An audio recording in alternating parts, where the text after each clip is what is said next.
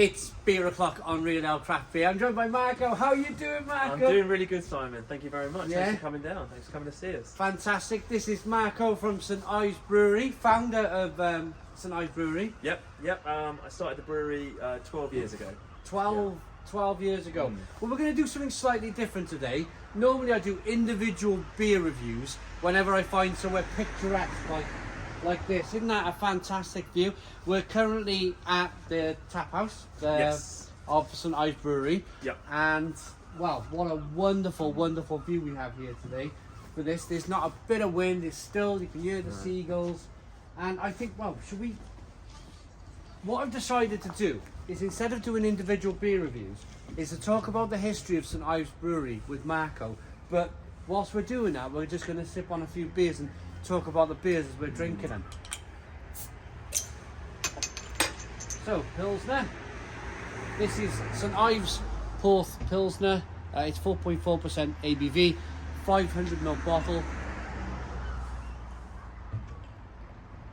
How's that for you? Gorgeous. Okay. Thank you, Simon. Thank you very much. Yeah.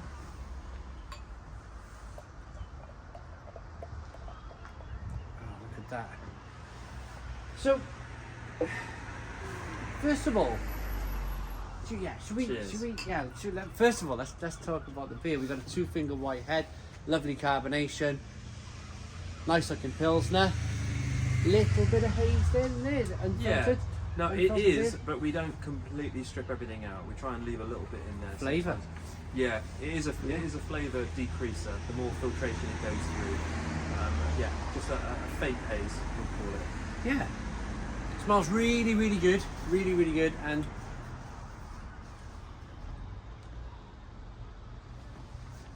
crisp. You imagine coming here, and I often talk about this. You imagine, because sometimes a beer needs to be drank in its situ, in its place where it's.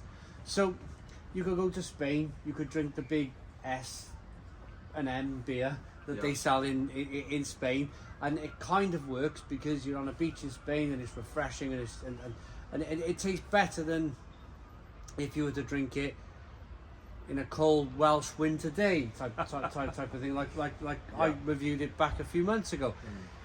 Probably similar with this. It's often I say this, really lovely Pilsner. It is February, not quite there yet with the weather, but I can imagine sitting out on this terrace when the sun's beating down on you. This is crisp and cold. I bet it's fantastic, Marco. Yeah, when the sun's out, this spot here is fantastic. That uninterrupted view down to the harbour, on a nice warm sunny day is unbeatable. But yeah, best to enjoy where it's made. Best to enjoy where it's made. So obviously we're in St Ives. This is St Ives Bay behind us. You can see the little fishing harbour down there on the bottom. But I want to ask you about the brewery. When you picked me up from the train station, you talked about you being an artist. Yes. Being an artist brought you to St Ives 20 years ago. Yeah. What happened 12 years ago to make you open a brewery in St Ives? Yeah, the journey was quite strange, really. I mean, when I went to art college in Falmouth, I fell in love with Cornwall. I realised that this is the place for me. Okay. And when I day tripped to St Ives, it was mostly for surfing.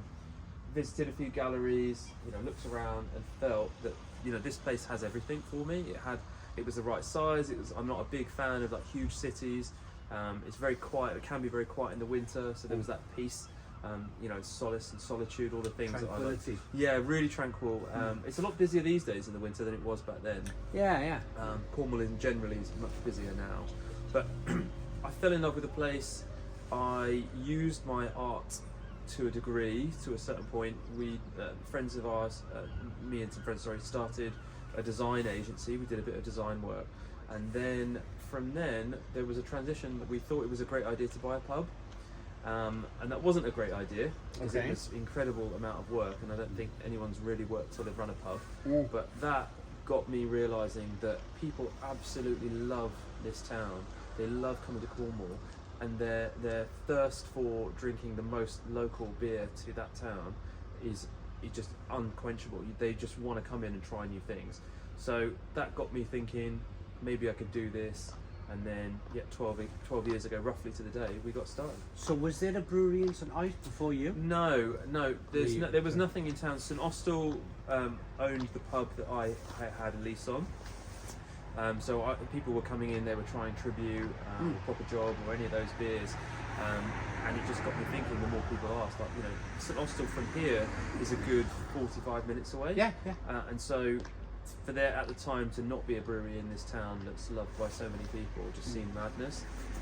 There was a craft beer revolution just starting. Very early stages. Really early days. I read going at the same time. Really early on, like when you Yeah. tried the first beer. And I read a book by the guys that founded Brooklyn Brewery. It was called Beer School, and they'd done something which I didn't realise at the time was kind of a pathway into what they did, and that was to trial someone else brewing the beer for you, to then understand what the market is, whether the demand's there, and learn from them. So that's how we got going. We got someone else to brew the beer. I came up with the design and the branding, and we launched, and it went really well. And then the journey kept going, and then before you know it, we got this site where the first proper brewery was, and then when we go over and see the other site, you'll see what we've got now. Yeah, so we're actually at the older site. This pub's going to open. It is February. It's quite chilly out here, isn't it? It's quite still a bit chilly, but we're going to be. These guys are going to be opening the bar here at the end of February. I think that's about when the season really kicks off. Yeah, isn't it? A lot of people say when Easter's out the way, bang, you can get going with the season. Yeah, Easter, it really comes to life. The car park behind us will be absolutely bursting. But the weather starts to break in March, hopefully, and we'll ease into the Easter and do a bit there. But yeah, it's a different story. Between Easter and October, this town is at bursting point a lot of the time. Absolutely. So I remember, because my journey in craft beer started in 2010, so 13 years. Very similar. Yeah. Very similar time to when you started, and I got into it by accident myself. I just was enjoying the bottled beers in the supermarkets, and then all of a sudden somebody said, you need to try a Sierra Nevada Pale Ale or a Brew Dog, and I was like, well, what's that? Yeah. And I kind of fell into it in that way. And then it wasn't long after that. The reason why I mentioned all this is it wasn't long after you yourself contacted me and said, would you like to review Boilers, our Cornish Pale Ale? Golden Ale, wasn't it? Yeah. And we were talking in the van on the way here from the train station, and I said, I've reviewed over 8,000 beers now, and there's many beers that have come and gone, and I've forgotten of them. I'm a human being. I'm allowed to forget things in my life. Age. But I remember, age. But I remember Boilers. Yeah. Boilers stuck in my head, because I remember just how crispy and delicious and lovely that beer was. Oh, thank you. And you read St Ives Brewery, always heard about St Ives, never been here before, and you're thinking, and I always think, hot summer's day, something like a Boilers or your Pilsner now. Yeah. And you imagine it, don't you? You imagine how good that beer can taste in its scenario, in its setting, in its place. And I think that's the reason why I never forgot the beer, because I had this imprint on my mind of one day coming to St Ives and drinking Boilers, which we will do. Definitely, we'll try one of them tomorrow over the brewery. Yeah, no, that beer was the first beer that we launched, and the whole idea was that Boilers was simple, clean, crisp, easy drinking, work well with food. Where are we going next? I'd say Hella is the light golden ale, and that is similar to Boilers, really. 4.2, 500ml bottle, brown glass, perfect.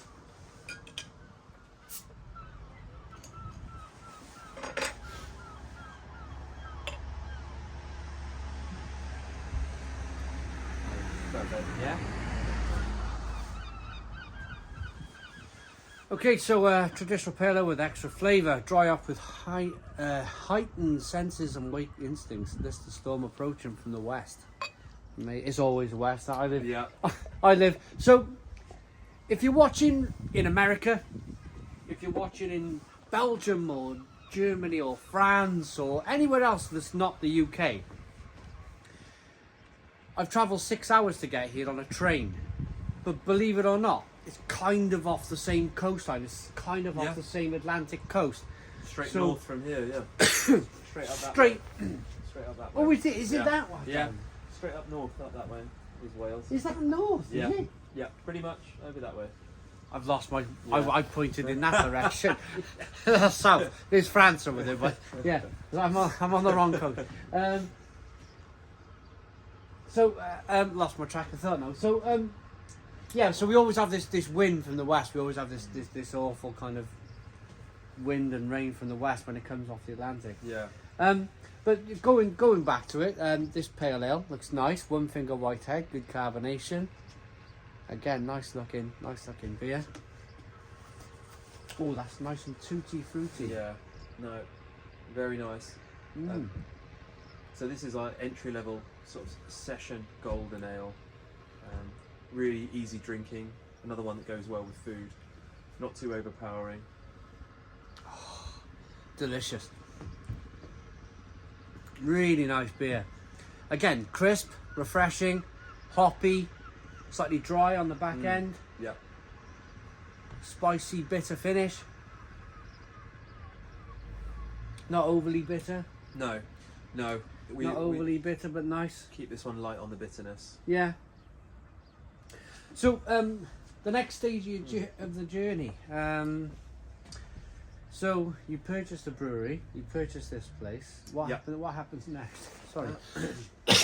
So Winter crop. this building where the original brewery sits,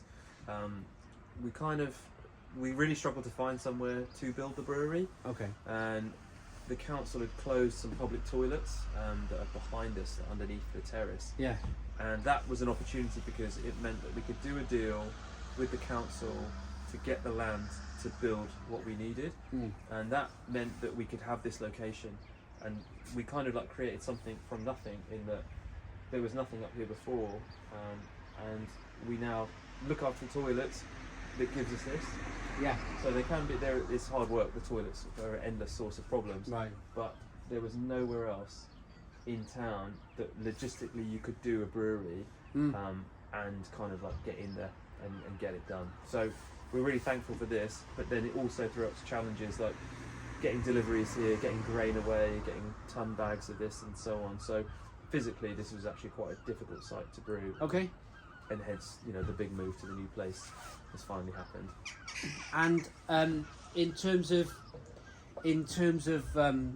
pubs, did you look at what's St Ives like? Because some of you have seen my Tenby video where it's very much like this, kind of hill fort on the top type of thing. Well, actually, we got something similar in Tenby, but it's a prison. It's an old prison. Wow. Yeah, Okay. yeah. An old prison on top there. So they couldn't escape when it was being an island. But in Tenby there's a couple of microbreweries and a couple of micro pubs, and they've kind of like expanded into turning the whole pub into what was kind of a Molson Coors pub, selling Carling and Foster's into their own, brewing their own lager and brewing their own beers and food and everything that comes from that. They've opened a gin distillery. Is that the dream? Is that the dream to find somewhere in the middle of St Ives there to capture that market? I think it is like the location here is fantastic because you step back and you've got the view, but the real hustle and bustle, the real volume of people is right in the centre of town, and finding that opportunity to do that to build that dream sort of pub with all our own beers on tap all the time, great food and good atmosphere. That is the dream. But those locations are quite fought over quite highly. So we keep looking. We're always asking the right people and ear to the ground. And we've got a really small micro tap room in town with 4 beers on draft all the time. There's not a lot of room in there. We use it more as a shop, selling merchandise and selling beer to go. But that has shown us the volume of people that are in town and their desire to drink our beer. So yeah, we'll keep looking, keep knocking on the right doors. We'll find somewhere eventually. What is it like with the local community? Are the local community really proud that they got their own brewery? Yeah, I'd say not so much in the beginnings, but I think at that point the desire for craft beer was definitely like on the rise, but most people, your everyday drinker, weren't quite ready for it. And so that's changed over time, and I think the locals are much more accepting of it. Yeah. Our beer's now in the Sloop, it's in the Balcony, it's in, you know, loads of good places. So we get much more support now than we did over the first 6 years. But I'd say the first sort of half of our journey was purely selling to tourists, you know, almost exclusively. Whereas I think we've been around long enough, and the beer quality has improved to the point where people are choosing us and asking for our product. So yeah, it's a great name. It changing. really is. It's a great name. It's I've always, when I think of my town where I'm from, I think if I opened a brewery, I'd probably call it Barry Island Brewery, because it just resonates, doesn't it? It resonates with the locals. It resonates. They're proud. People who come to the town realise, they Google, is there a brewery, and of course it comes up with St Ives Brewery. Everything clicks into place. I've always been a firm believer in, you could have called it some point out there or something, or Blue Water Brewery or whatever, but you've gone with St Ives. I think the good thing is that the tourists love it. They want to drink something that's local. Where it kind of goes against you is that in the mega craft world, people don't associate place name breweries with exceptional quality craft. It's you know, and that's not always the case. But I think you want sometimes an ambiguous name that almost doesn't mean anything, because people like to say it over and over again, and so that is it Instagrammable?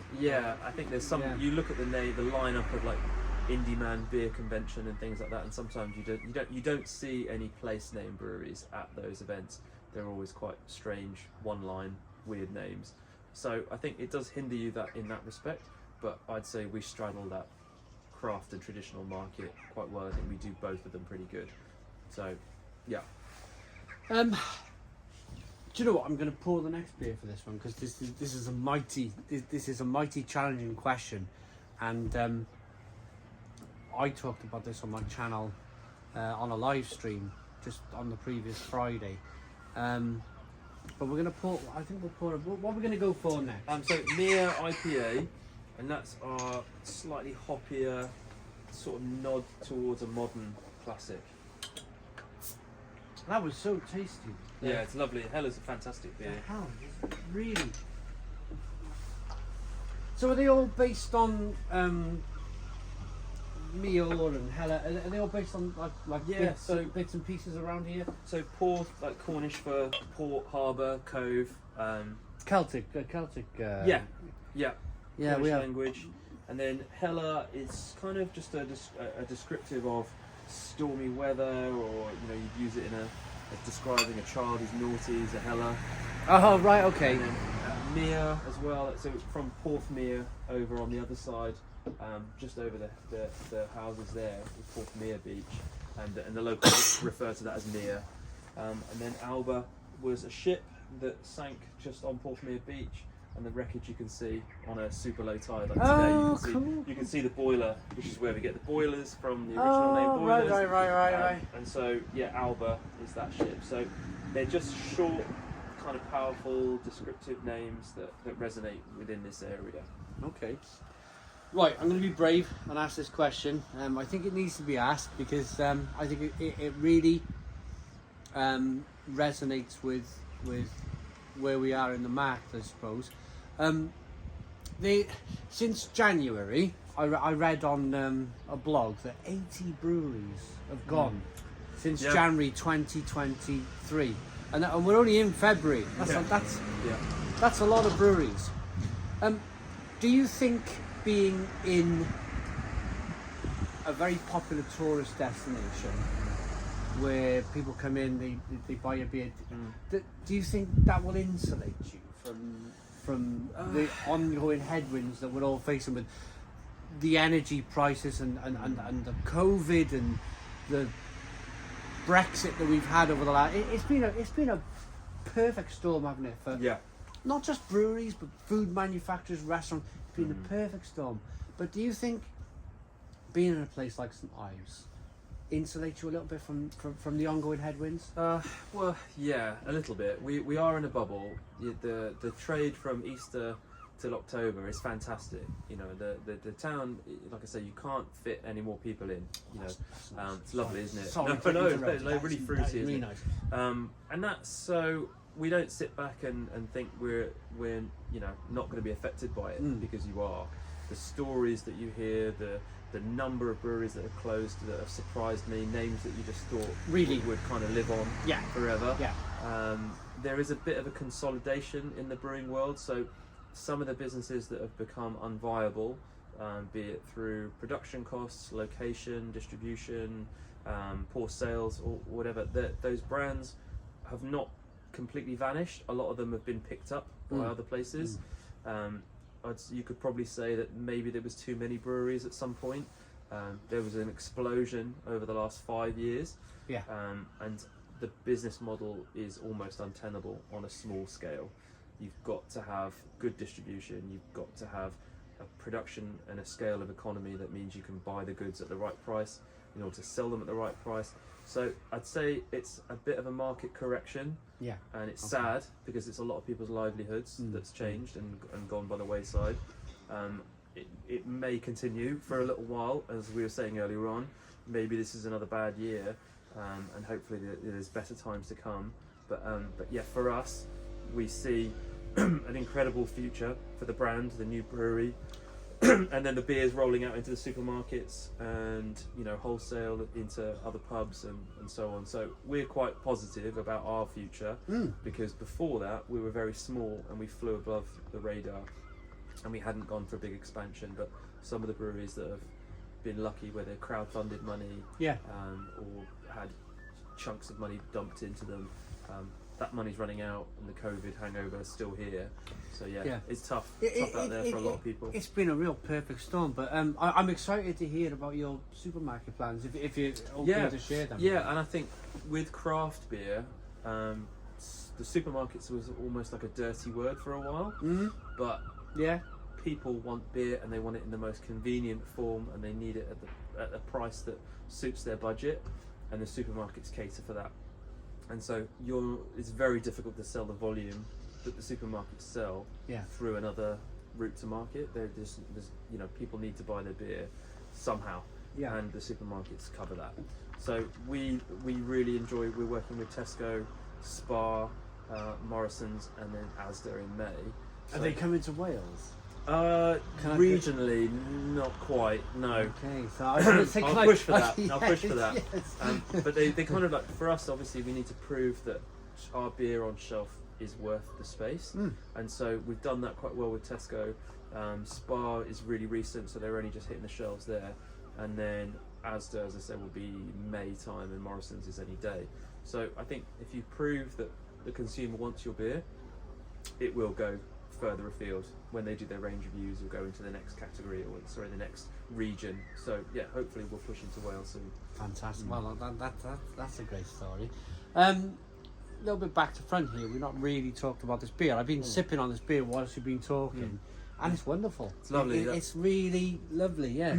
Yeah, Meor's the brand we probably going to push the hardest.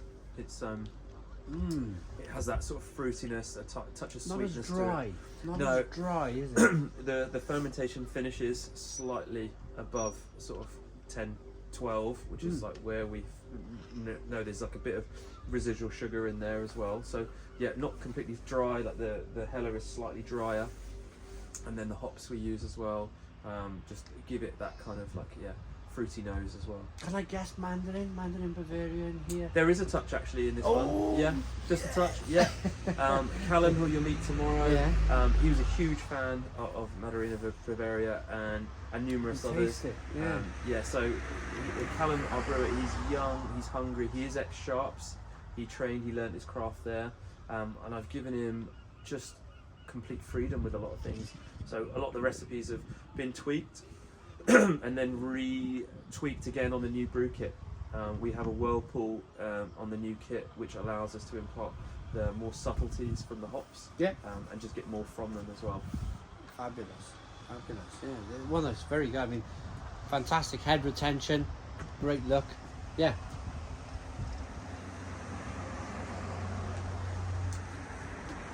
And then the Alba. I'm guessing this is maybe like a 6% that I'd be 5.2. 5.2. Yeah, that's good. And this one is sort of leaning towards a West Coast style, amber-ish in colour, just a slightly deeper, richer taste with a higher ABV. So, West Coast, does it share that West Coast bitterness, or have you dialed down the bitterness? Not over the top. It's not sort of like a Sierra Nevada. It's not quite as extreme as that. So this is the first time, I'll let you go at your own pace. This is the first time I've kind of gone, it's almost, when I first, just to bring it to my channel a little bit, if you don't mind. It used to be so rigid. It used to be kind of like, I do a beer review, I'd come out here and I'd review each beer, put them up on YouTube individually, then I would interview the brewer, the owner. I think this is the first time I've really kind of just, pressed record on the camera.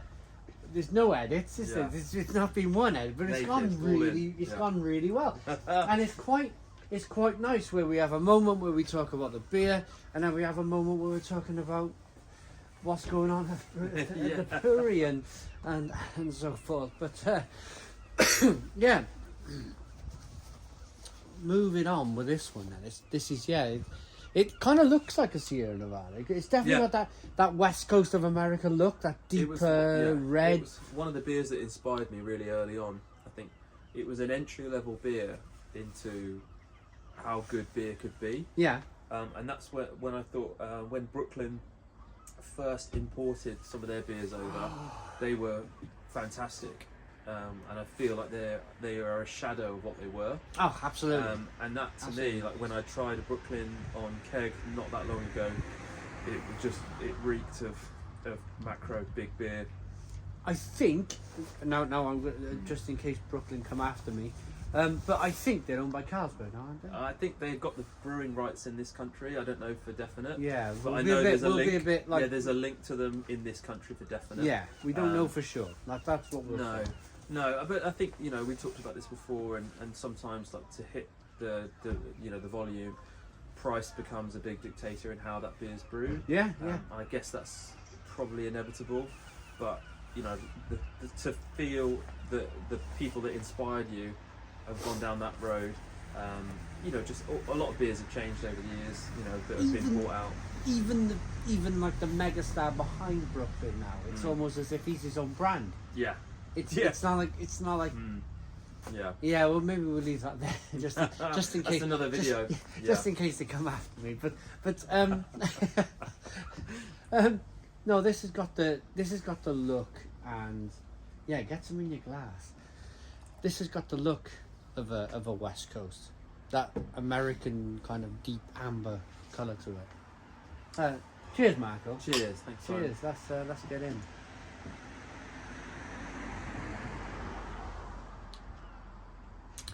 So, we're on the last beer, and I think when you get to the last beer, in a situation like this, the only thing to talk about is the future. So, the future of St Ives Brewery. What you've done 12 years. Yeah. What does the next 10 years look like? Wow. It almost feels like we've started again. Ooh. In a good way, but starting from a really strong point. When you see the site tomorrow, the difference between where we are and where we've been over the last 12 years is unbelievable. The opportunity, the kit, the capacity, the tap room, all these things, and just the team as well. For a good 10 of those 12 years, it was me. I was a one-man team. Difficult. And it was hard to do everything. It's still me. Every decision is yours. I every bit lie of work. in bed. and that's the dream. Then maybe that's my 10-year plan, is to be just in bed, not doing anything. But it just means that now I've got help and support and expertise. To have Callum with his knowledge and his expertise and his passion for beer. He's obsessed with that, and that's what he thinks about every day. And we'll talk about hops, and we'll discuss things, and he'll be really interested in it. And then we now have people that work on sales, and we have people that work in the warehouse and worry about logistics and deliveries, and so Right. So it takes it's a the big level of change. pressure off you. Yeah, and I think you can't grow without that team. So I'm really excited about the team of people that we've got and what they're doing. We've got all packaging in-house, like canning, bottling, kegging, cask racking, everything's all done on site. So really excited to see what will happen in those 10 years. Like you say, I think this is a choppy year ahead, but we want to make sure that we can fulfill all the orders, deliver those beers to the supermarkets and our free trade customers, and then grow again and again. And so we might have another plant in 10 years time. But for now, wow, that would be fantastic, wouldn't it? Absolutely fantastic. Yeah. My apologies with the cough. I think for me,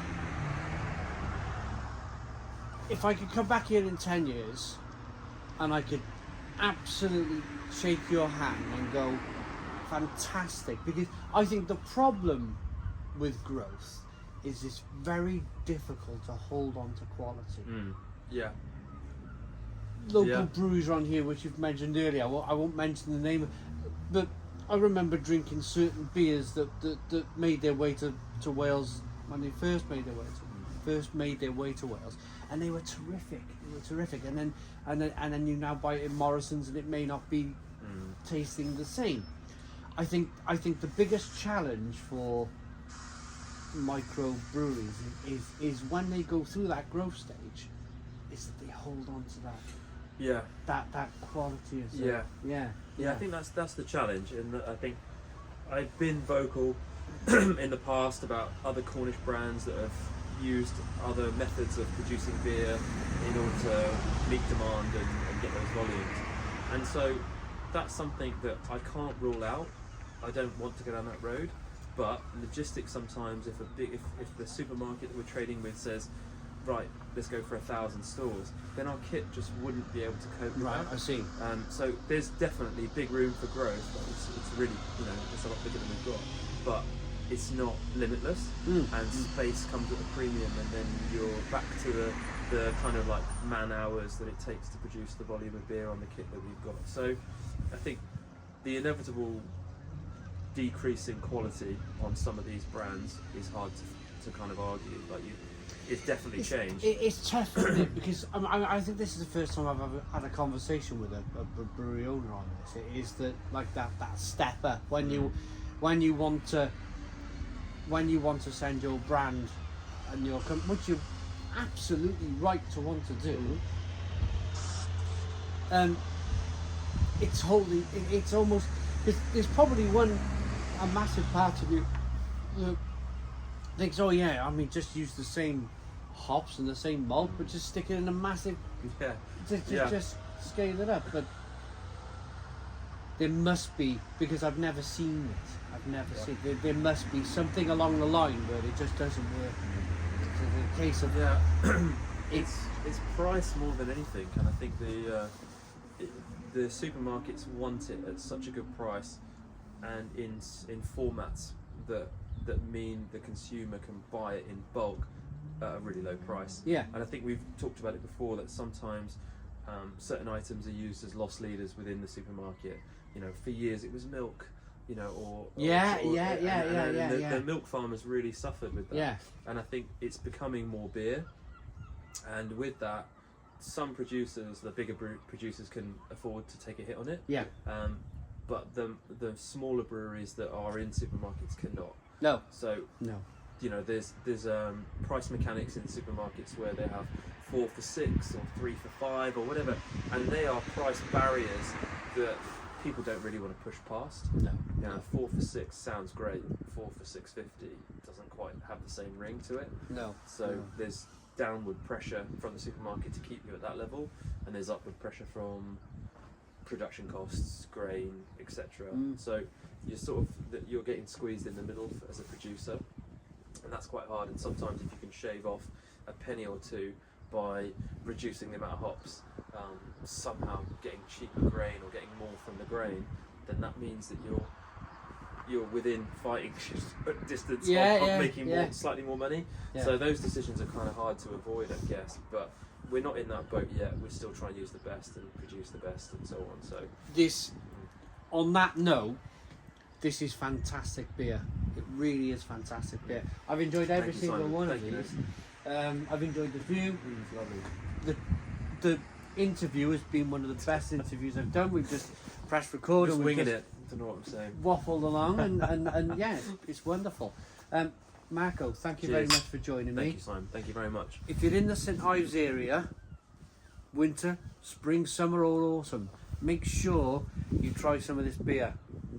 I reckon it go really well with some dirty pizza, I reckon. Yeah? Murder pizza. Absolutely. Yeah. Cheers. Let's go. Cheers. Thanks, Simon.